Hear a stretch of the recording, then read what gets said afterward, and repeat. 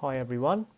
So I decided to record this video as an extra content about quantum finite automata. This is an additional content and which is sort of independent from the other videos. So feel free to watch this or pass this. And I'm going to give only the summary, so the details are in the lecture notes. Okay.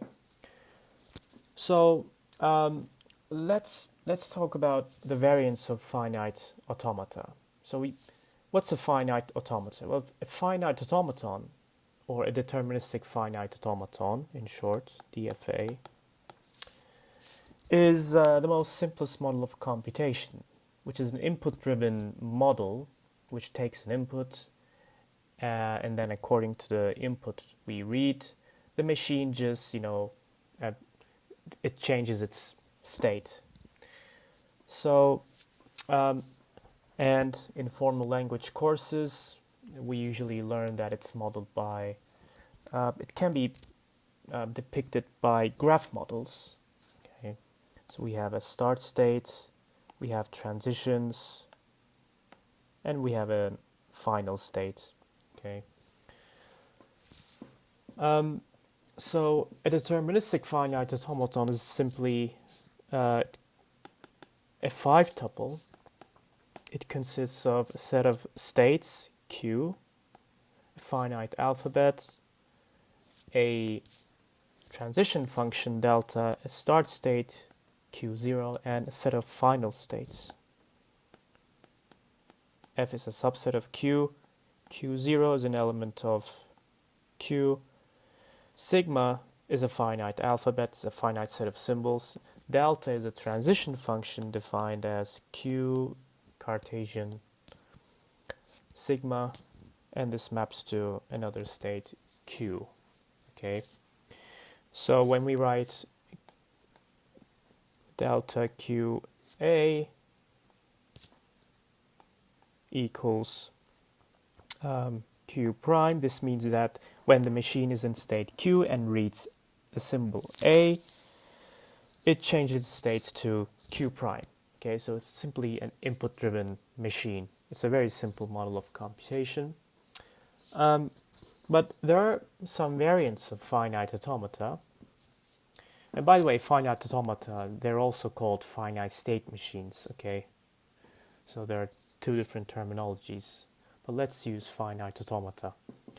Okay, so another way to look at a deterministic finite automata is by adding, additional tapes, giving additional movements, and observe the outcomes. So one model is called one-way finite automata, 1DFA.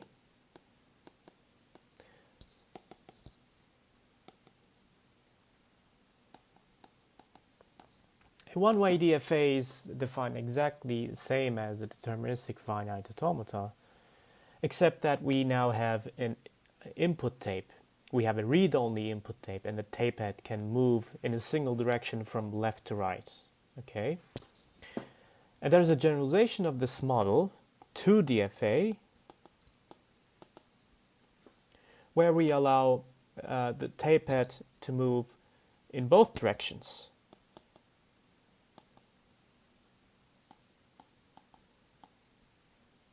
Okay, so the transition function for the 2DFA is defined as Q sigma, and it maps to Q, and we have left movements, or it can stay stationary, or it can move to right. Okay. And we also have non-deterministic finite automata. Non-deterministic finite automata.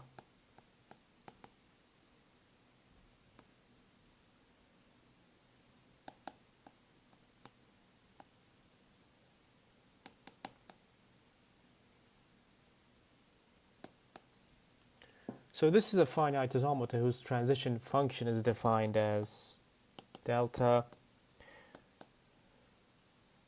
Q sigma, and it maps to the power set of Q. Okay, so a non-deterministic finite automata can map to two different states with the same input.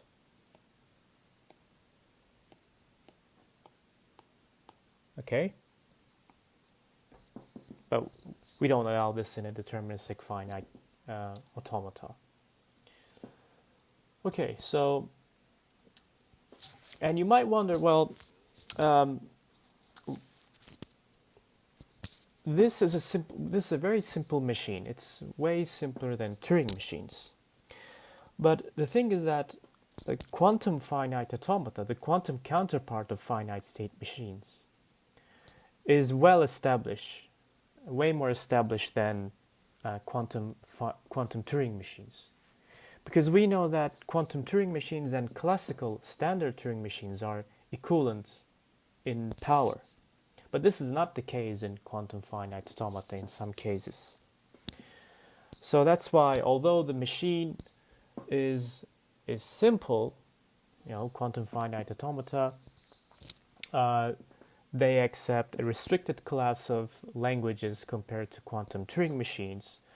But the theory is way more established. Okay, so now finally another variant of finite state machines is where the transitions are probabilistic. So we also have probabilistic finite automata, PFA,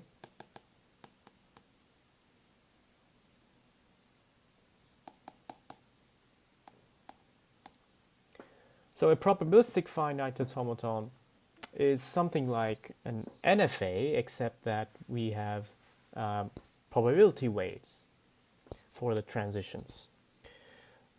So the transition function delta is defined as Q sigma Q, and each transition has a probability weight between 0 and 1. We can assume that this is a rational number, maybe. Okay.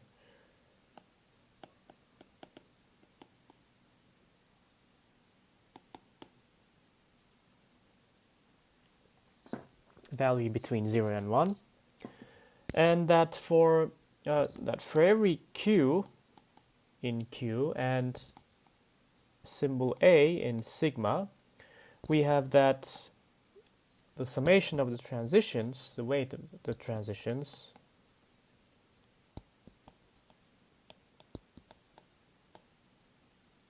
should add up to 1. Okay, this is the normalization condition. Now, it's known that one-way and two-way deterministic and non-deterministic finite automata accept the same class of functions, namely regular languages. Okay, so 1 or 2 DFA or NFA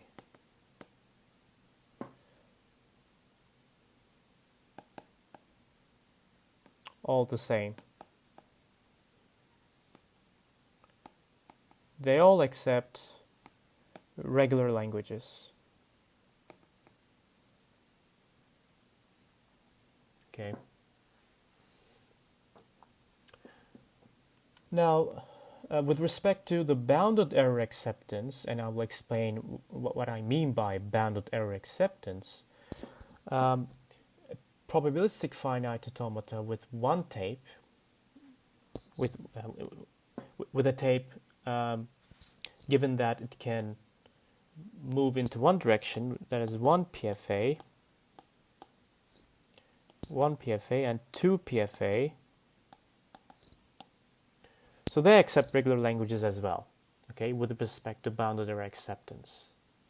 With respect to the unbounded error acceptance, however, with arbitrary real probabilities, probabilistic finite automata can also accept non-regular languages. Okay. All right, so what about quantum finite automata? So a quantum finite automata is similar to probabilistic finite automata, except that the transition weights are given in the form of amplitudes, in the form of complex numbers. Okay, so a one-way quantum finite automata, and in fact we have two different types of quantum finite automata. One is called measure-many,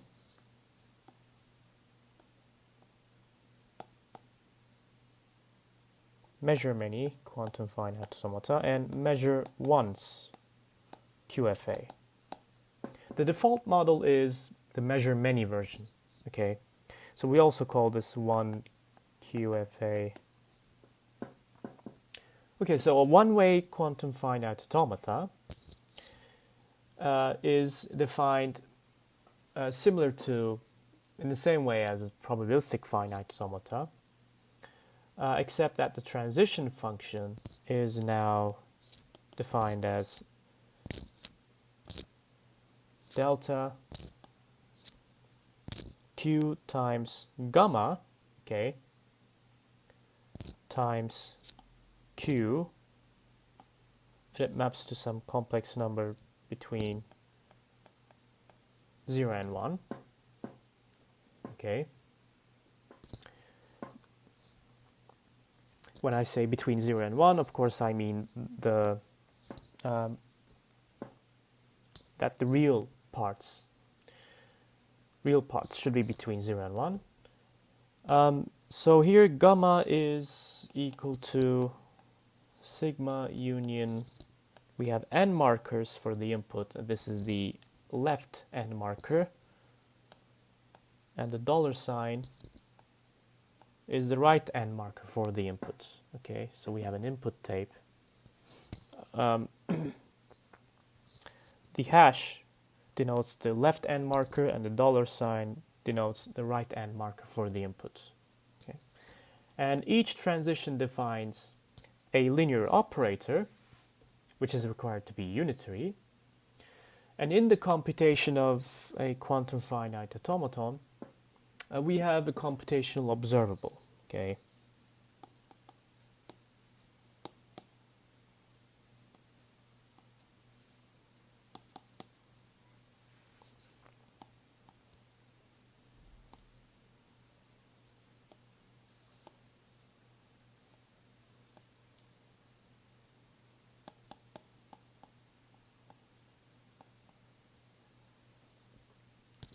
Let's call it O, which really corresponds to the orthogonal decomposition of EA, direct sum of EA, ER, EN. So these are spaces. So this is the set of all states, the set of all accepting states. Okay. This is the set of all rejecting states, and this is the set of all non-halting states. Okay, and the observable O corresponds to the orthogonal decomposition of the direct sum of these vector spaces. And when we apply, so the computation starts by reading the first input, and then we apply a linear operator, okay, associated with that input. And if we are talking about the measure-many model, we can of course apply the computational observable on the state, as many as we want. Whenever we apply the computational observable, the state will be projected onto one of these vector spaces. If it's projected onto, say, ER, okay, then we say that the input is rejected. If it's projected onto EA, then we know that the computation is accepted with the given input. Okay, so this is how we define acceptance and rejectance. And as long as we don't have one of these two states, the computation just continues. Okay, so if as an outcome, if the computational observable projects the state onto one of the states in En, then we still keep applying the next linear operator associated with that input. All right, so let's talk about bounded error acceptance and unbounded error acceptance. So we say that a language L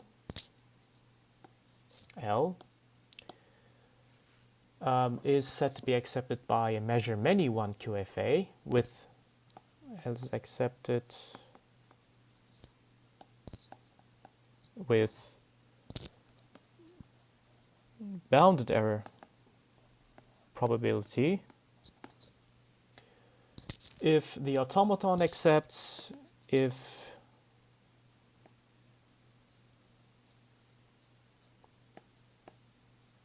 the automaton A accepts any x in L with probability at least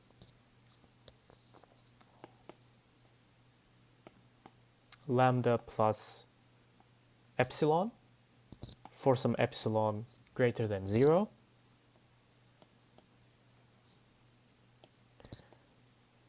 and it rejects x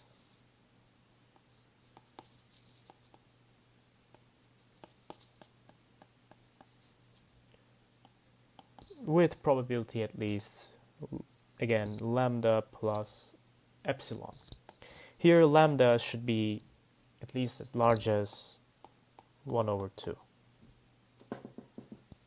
Okay, so in that case L is said to be accepted with bounded error probability.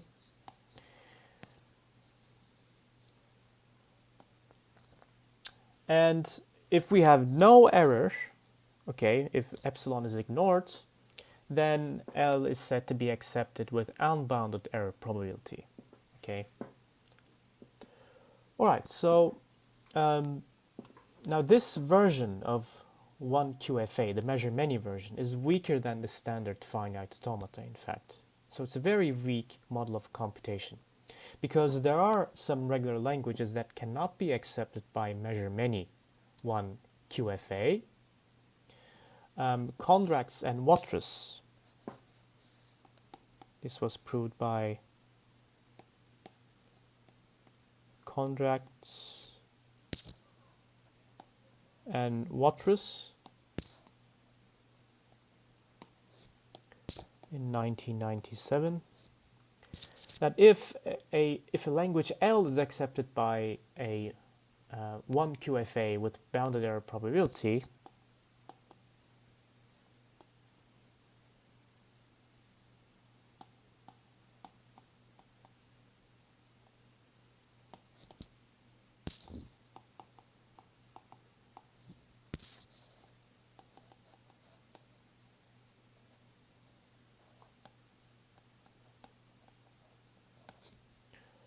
then we know that L is irregular.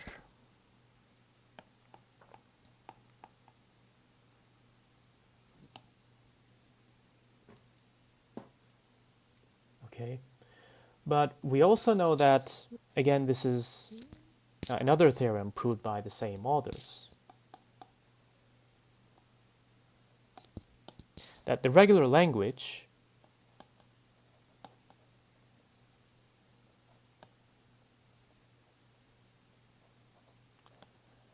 let's call it L0, 0, 1, clean star 0, cannot be accepted by a 1 QFA with bounded error probability.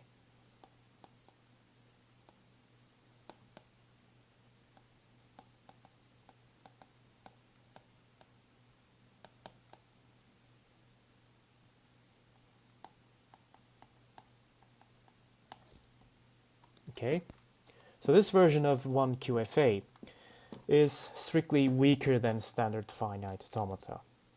Okay,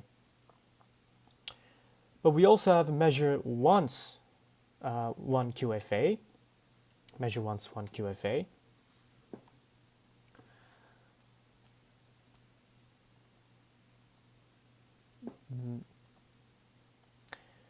which is strictly weaker than measure many 1 QFA.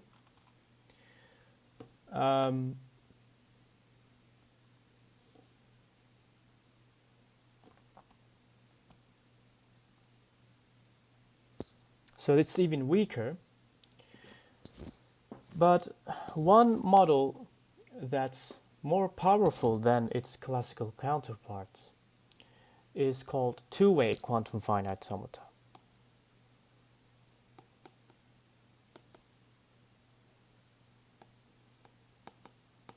Two-way quantum finite automata. So this is the quantum counterpart of two-way finite automata. Okay, 2QFA. So the tape head can move to left or right, or it can stay stationary. Okay. So the transition function for 2QFA is defined as delta Q times gamma times Q times either left movement or stationary or right movement, and this maps to some amplitudes. Okay. Alright, so we have a bunch of unitarity conditions, well-formedness conditions on a delta. Okay, we have 4 well-formedness conditions, the orthogonality conditions, and 3 separability conditions. These are to ensure that that delta is a unitary transform. Delta defines a unitary transformation.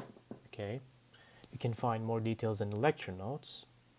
It was proved by Condax and Watrous, again, that the computational power of 2QFA is at least stronger as that of standard finite automata. So let me write that theorem.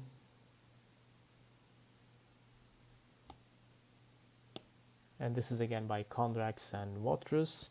Every regular language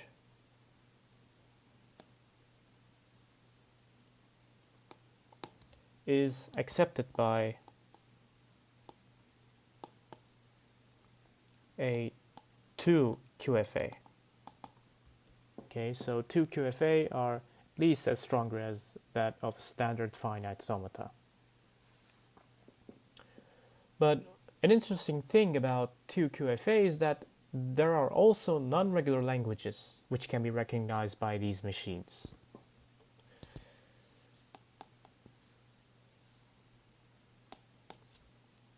So the non-regular language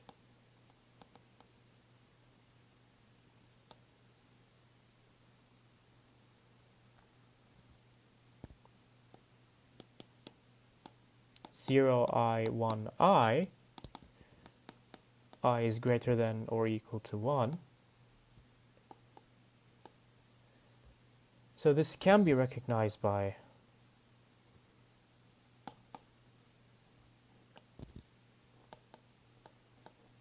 two QFA. So 2QFA are strictly stronger than its standard counterparts.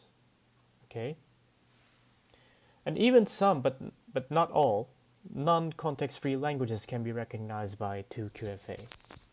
So the characterization of the language class recognized by these machines is quite complicated, and there are many open questions in the field of quantum finite automata. So I encourage you to look at necessary papers. And so this was the summary of quantum finite automata. As I said, there are more information, more details in the lecture notes.